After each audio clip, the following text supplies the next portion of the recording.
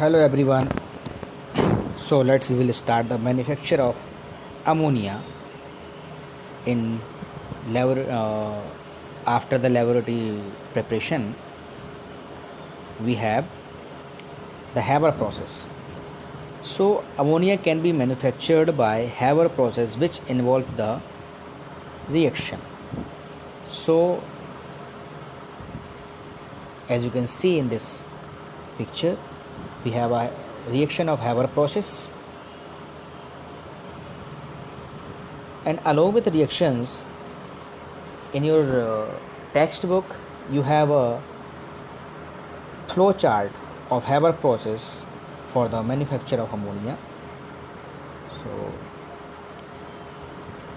you have used this chart to understand the reactions. I have a reactions nitrogen plus amount of 3H2 means whenever we want to prepare the ammonia in Haber process, so the ratio is 1:3. As you can see in this picture, nitrogens contain a 1 mole and hydrogen H2 contain a 3 mole.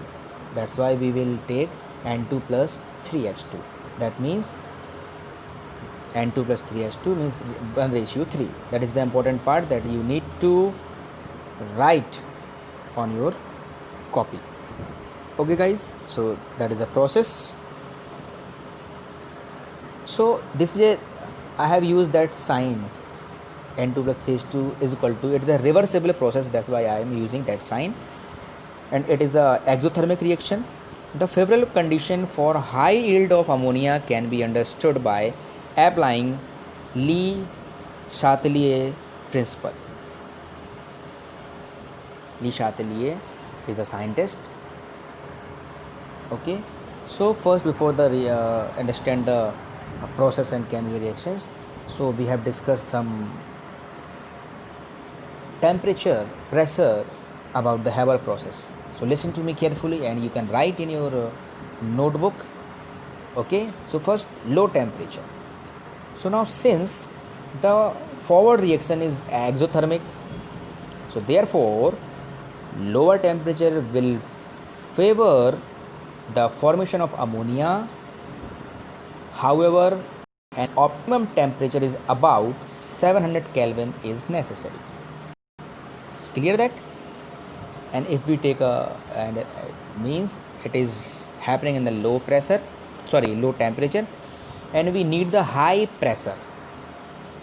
Okay, so high pressure is of the order of 200 atmospheric or 210 to the power 5 Pascal PA is to favor the forward reaction. If we follow these low temperature and high pressure, the reaction forward, otherwise it will not. Okay, and the presence of a catalyst, so we use the catalyst also.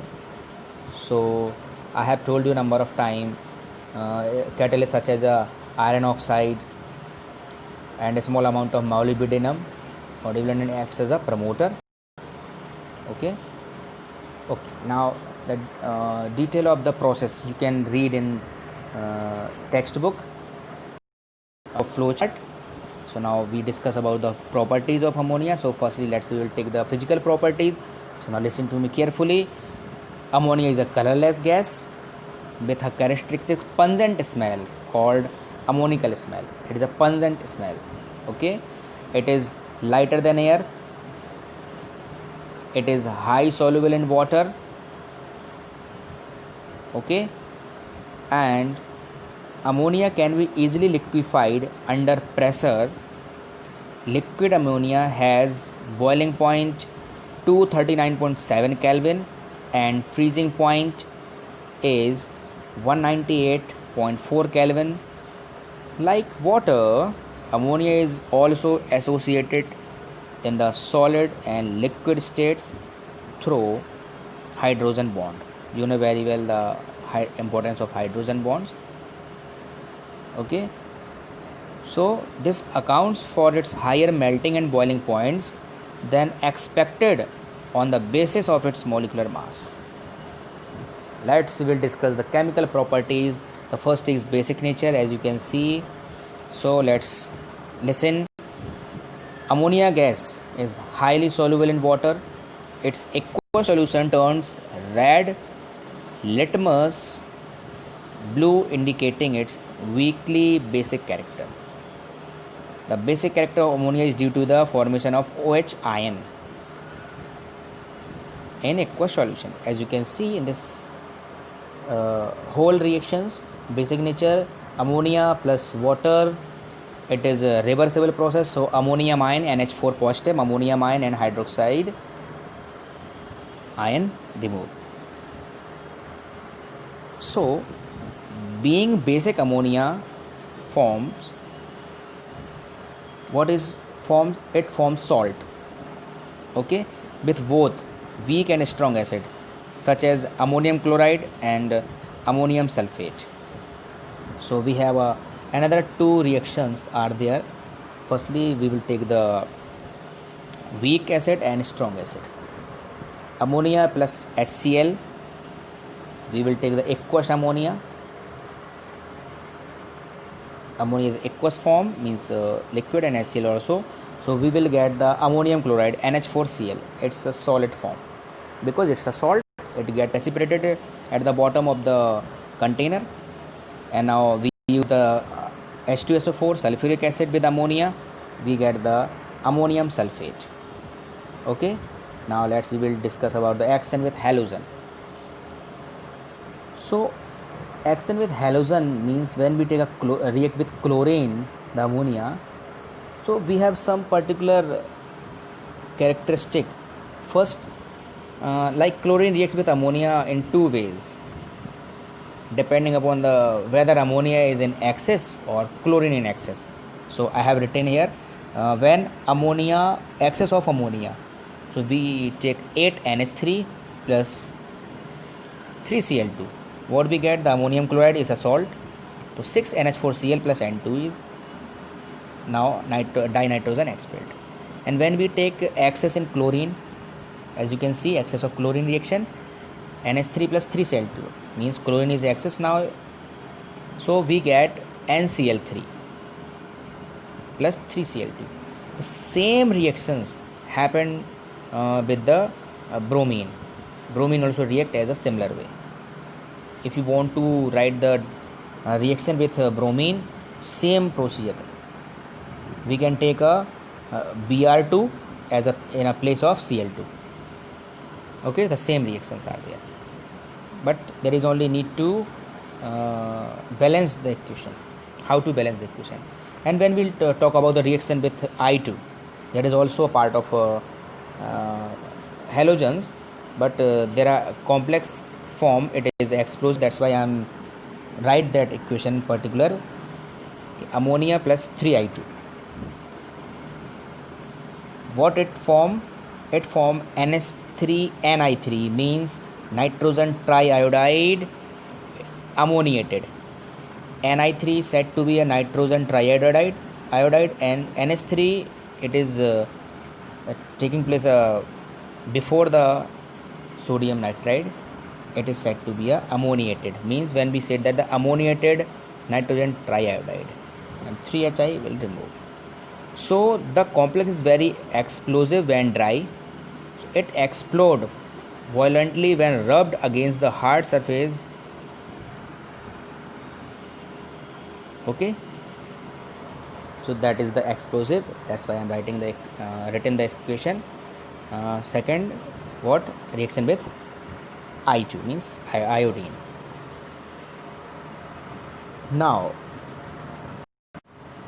oxidation. So ammonia is oxidized to dinitrogen with oxidizing agents like copper oxide. For example, when ammonia is passed over heat copper oxide, it gets oxidized to dinitrogen. As you can see in this picture, we take the 3Cu plus 2NH3.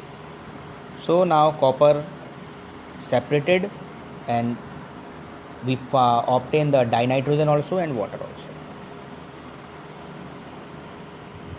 And if we take a ammonia and oxygen are passed over red hot platinum gauge at 1075 Kelvin temperature, it is oxidized to as nitric oxide.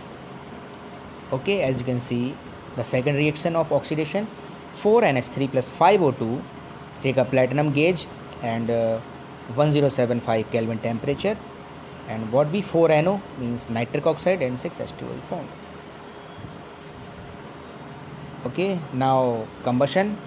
So you know, when we ammonia burns, means ammonia is neither combustible nor support or combustion, means it is not act like a oxygen and not act like a hydrogen. However, it burns in the presence of oxygen to form dinitrogen and water. As you can see in this reaction, 4NH3 plus 3O2 is equal to 2N2 plus 6H2. Okay. Now formation of amide, we have a last reaction. When ammonia is passed over heated sodium or potassium at 575 Kelvin temperature, forms amide with the liberation of dihydrogen. So that reaction we have discussed in previous. Okay, so let's 2Na sodium plus ammonia, 575 Kelvin temperature. What we obtain? It's a sodamide to NaNH2. I repeat, NaNH2 is said to be a sodamide. Okay, and plus 3H2. And one of the most important things I suggest you, I have tell the names of the compounds. I am not written in this picture, but I have tell what the NO said, what is the NaNH2 said. So it's your duty to write the name whenever you write the notes. So please be serious about because that is the way to write the name of compound. Okay, right? And you have to write. Okay. Now in last we have use of ammonia. So listen to me carefully. It is used in a manufacture of nitric acid and sodium carbonate. Second is liquid ammonia is used as a refrigerant. And next is it is used in the manufacture of rayon, and it is an important reagent and is used as a solvent in a laboratory. And last is it is commonly used for preparing various nitrogenous fertilizer such as ammonium nitrate, ammonium sulfate, ammonium phosphate and urea also. So now the ammonia, it is finished. Now we will discuss how to manufacture the nitric acid in our next class or video also. So start the prepare notes, and I'm telling again, write the name of the particular compounds that I have told. Okay.